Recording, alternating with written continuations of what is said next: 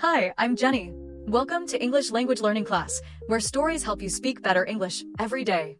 My name is Anne. I'm 18 years old. I live in Germany, and this is the story of my first day in university. It was Monday morning. The sun was shining softly through my window. I woke up before my alarm. I was nervous, but also excited. I sat up in bed and smiled. This is it, I said to myself. My new beginning. I got out of bed and took a warm shower. Then I wore my favorite clothes, a peach sweater and white jeans. I brushed my short brown hair in front of the mirror and looked at myself. I took a deep breath and said quietly, "You can do this." I packed my bag, picked up my notebook, and walked to the kitchen. My mom was there. She had made breakfast, toast and scrambled eggs. She gave me a cup of tea and said, "Don't worry. You'll do great." I smiled, but I didn't eat much. My stomach had butterflies. She gave me a gentle hug. Then I left. I took my bicycle and rode to the university. The streets were cool and quiet.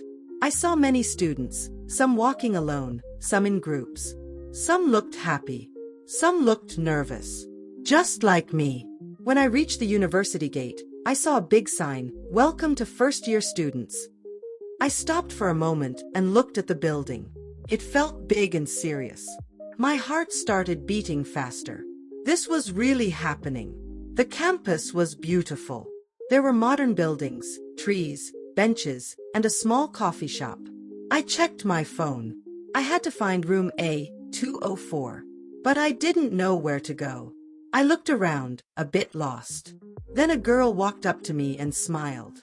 She asked, "Are you looking for something?" I said, "Yes, I'm trying to find room A204. She smiled and said, "I'm going there too. Let's go together." Her name was Lena. She was friendly and calm. I liked her immediately. We walked together and talked a little. I started to feel better. We entered the classroom. It was bright and full of students. Everyone was talking and smiling. Then the professor walked in. He wore glasses and looked kind. He said, "Good morning. Welcome to your first lecture in university." Then he said, "In university, you will learn a lot. You'll have more freedom, but also more responsibility." After that, he asked each student to introduce themselves. One by one, everyone stood up and shared something about themselves. Then it was my turn. I stood up slowly. My heart was beating fast. But I took a deep breath and said, "Hello, my name is Anne. I'm from Berlin. I love writing and photography. I'm happy to be here." Everyone smiled. The professor nodded. I sat down and felt proud of myself. At lunch, Lena introduced me to two more girls, Emma and Sophie. We all went to the university cafe. We ate sandwiches, drank juice, and talked about classes, music, and even our favorite movies. We laughed and took a selfie together. I felt happy. I was making new friends. Later that afternoon, we heard an announcement. Next Friday, there will be a student talent show. First-year students can take part. My heart jumped. I love writing poetry, but I had never read one aloud before. Lena looked at me and said, "You should join. I think you'd be great." I smiled and said, "Maybe.